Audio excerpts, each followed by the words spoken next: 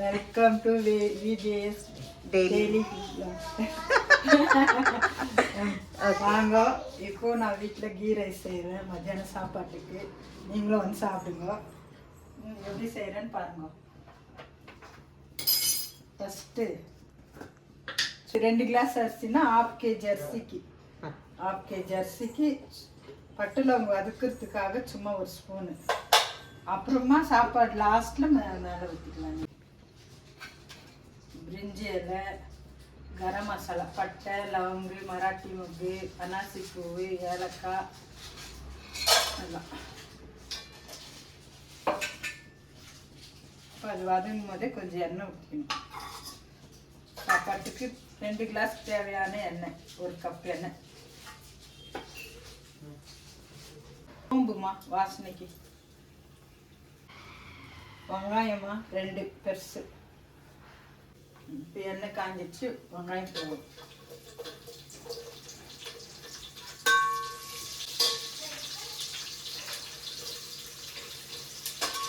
வெங்காயம் சீக்கிரம் வதங்கிறதுக்காக கொஞ்சம் உப்பு, 3 பச்சை மிளகா. வெங்காயம் வதங்கிச்சு. இஞ்சி பூண்டு பேஸ்ட்டு. கீ ரைஸ்க்கு கொஞ்சம் இஞ்சி பூண்டு பேஸ்ட்டு ஜாஸ்தியாக போடுவோம். 2 கிளாஸ் அரிசி, 1/2 kg அரிசிக்கு 1 2 3 ஸ்பூன்.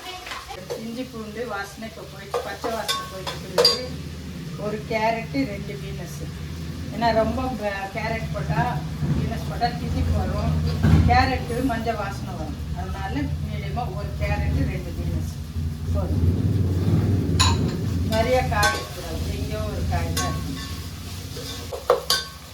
இப்போ 1 கப்பு தேங்காய் பால். 2 கிளாஸ் அரிசிக்கு 4 கிளாஸ் தண்ணி. ஏற்கனவே இதில் அளந்து வச்சுருந்தேன். இது தேங்காய் பால் எடுத்ததுனால அது கழுவுறதுக்கு அவ்வளோதான். 2 ஸ்பூன் தயிர்.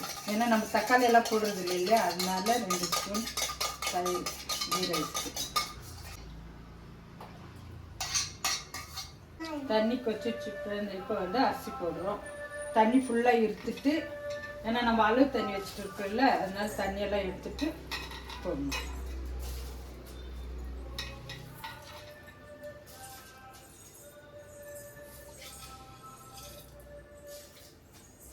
சாப்பாடு செய்யும் போது கொஞ்சம் வெங்காயம், லவங்கப்பூ, ஒரு வெங்காயம், கொஞ்சம் லவங்கப்பூ மிக்சியில் அரைச்சி போட்டால் இன்னும் வாசனை இருக்கும். இது கொஞ்சம் மிக்சியில் அரைக்க முடியாது, வெங்காயத்தையும் லவங்கப்பூவையும். அதனால போடலாம். 2 கிளாஸ் தண்ணி, 1 kg அப்படி போட்டாக்கா செய்யலாம். இப்போ கொஞ்சம் உப்பு போட்டுக்கலாம். ஏன்னா அப்போ வெங்காயம் வரும்போது மட்டும் போட்டுருல.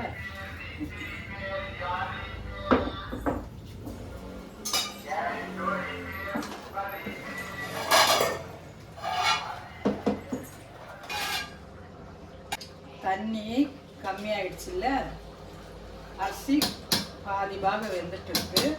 1 ஸ்பூனு லெமன். ஏன்னா சாப்பாடு பலன்னு வர்றதுக்கு, குச்சி குச்சியாக வரும், குழன்னு வராது. சாப்பிட்றதுக்கு கொஞ்சம் டேஸ்ட் இருக்கும். அவ்வளோதான். இப்போ பக்கத்தில் தவா வச்சு அது சூடான பிறகு தம்மில் வச்சிடணும். தம்மில் வச்சுட்டு புதினா, கொத்தமல்லி, கீ போட்டு மூடி போட்டு வச்சிடணும். கீ ரைஸ்க்கு புதினா தான் கொஞ்சம் அதிகமாக போடணும், கொத்தமல்லி கம்மியாக போடணும். தண்ணியெல்லாம் முழுக்க சரியாயிடுச்சு. இப்போ வந்து புதினா, கொத்தமல்லி அரிசி வச்சுருக்கிறேன். அதை சும்மா கையிலே அப்படி போட்டுடணும். அதுதான்.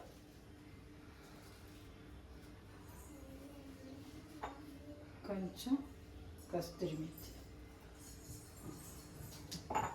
அது மேலே நெய் வாசனைக்கு. அதுக்காக நிறைய ஊற்றிட முடியாது, சும்மா கொஞ்சம்.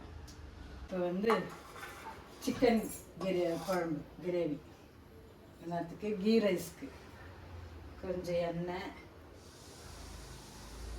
எண்ணெய் பார்த்து எங்கள் மருமக போதும் அந்த. ஆனால் மசாலா வந்து வாசனை வராத வதக்கணும்னு அது தெரியல. என்ன பண்ணுறது, இதெல்லாம் நினச்சது சமாளிச்சுப்போம். கைஸ் பாருங்க, மாமியார் கிட்ட தான் மருமக சமாளிக்கணும். அதை நான் சமாளிக்க வேண்டிய நிலைமையில இருக்குது. என்ன பண்ண நான் வந்து என்ன கம்மியா யூஸ் பண்ணுங்கன்றேன். வயசாகுது இல்லையா, நம்மளா கம்மியா சாப்பிடணும். என்ன அதுக்காக வேண்டி நாக்கு என்ன செய்யணும்? ருசி ருசி சம்பாதிக்கிறது ருசி பசியோட சாப்பிட்றதுக்கு. ருசி பசியோட சாப்பிட்டு வியாதி வரக்கூடாது இல்லையா? சொல்லு. பட்டை, லவங்கு, பிரிஞ்செல்லாம் எல்லாம் எண்ணெய் காய்ஞ்சதும், சோம்பு, வெங்காயம், தேங்காய்.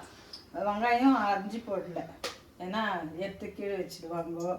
குழம்புல தேங்காயில் அரைச்சி போட்டால் குழம்பும் காணும், டேஸ்ட்டாகவும் இருக்கும். இப்போ இஞ்சி பூண்டு பேஸ்ட்டு போட்டுக்கலாம். 1 kg சிக்கன்,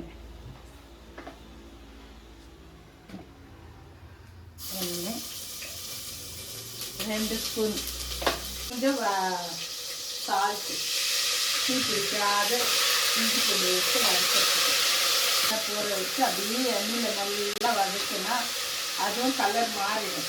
உப்பு போட்டு வதக்கினா கலர் மாறிடும். என்ன பண்ணணும், இந்த அரைச்சி வச்சுக்கிற தேங்காய், பூண்டு, சோம்பு இதை போடுது. போட்டு நல்லா வாசனை போகிற அளவுக்கு நல்லா வதக்கணும். அப்படியே விட்டா தீஞ்சிடும், அதனால கொஞ்சம் அப்படியே கிளறினே இருக்கணும்.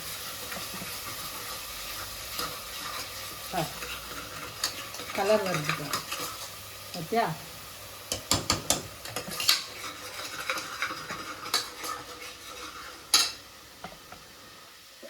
இப்போ வந்து மஞ்சள்தூள் 1 ஸ்பூன்.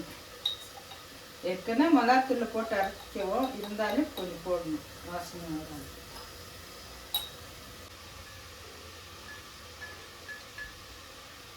மிளகாத்தூள் 1 ஸ்பூன், தனியாத்தூள் 1 ஸ்பூன் கொஞ்சம். ஃப்ரெண்ட்ஸ், எங்கள் மருமக பேச்சு கேட்டு எண்ணெய் ஊற்றுனால காஞ்சி போச்சு மசாலா. அதனால இன்னும் கொஞ்சம் எண்ணெய் ஊற்று போதும். இப்போ 3 தக்காளி. தக்காளி வந்து முழுசாக அரைக்கக்கூடாது, சும்மா திப்பியாக தரைக்கிறது மாதிரி இப்படி அரைக்கணும். ரொம்ப நேரம் அரைச்சிட்டா குழம்புக்கு குழம்பு ஒரு மாதிரி மாவு கலந்து ஊற்றுன மாதிரி, மாவு கலக்கி ஊற்றுனாக்கா குழம்பு எப்படி இருக்கும் அது மாதிரி இருக்கும். அதனால கொஞ்சம் திருப்தியாக அரைச்சி ஊற்றுனா அது டேஸ்ட்டாக இருக்கும். மசாலா கொதிக்கிட்டோம், சிம்மில் எடுத்துட்டோம். Curd 2 spoon. சிக்கன் நல்லா வேகும், சிக்கன் மசாலா பிடிக்கும்.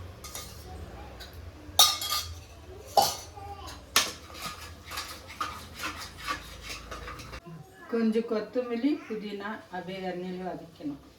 சிக்கன் மசாலாலாம் நல்லா பொரிஞ்சிட்டதும் சிக்கன் போடணும்.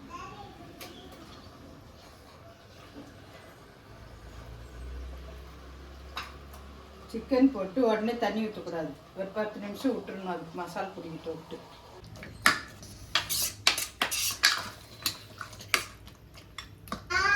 10 நிமிஷம் ஆயிடுச்சு. மசாலா நல்லா பிடிச்சிட்டு இருக்கோம், அதனால கொஞ்சம் தண்ணி வந்து என்னன்னா தேங்காய் பால் எடுத்தேன் இல்லையா, அது முதல் தண்ணி சாப்பாடு ஊற்றிட்டு இது 2வது கொஞ்சம் அப்படி வச்சுருந்து ஊற்றணும்.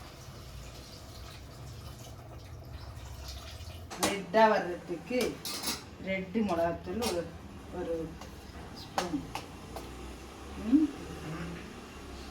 குழம்பு ரெட்டாக மிளகாத்தூள் வாசனை வராததுக்கு 1 ஸ்பூன் எண்ணெய். இப்போ மூடி போட்டு ஒரு 3 விசில் விட்டு ஆஃப் பண்ணிடணும். ஓகேவா? அவ்வளோதான். சிக்கன் கிரேவி, சிக்கன் குழம்பு, கிரேவி எல்லாம் போச்சு, முடிஞ்சிடுச்சு.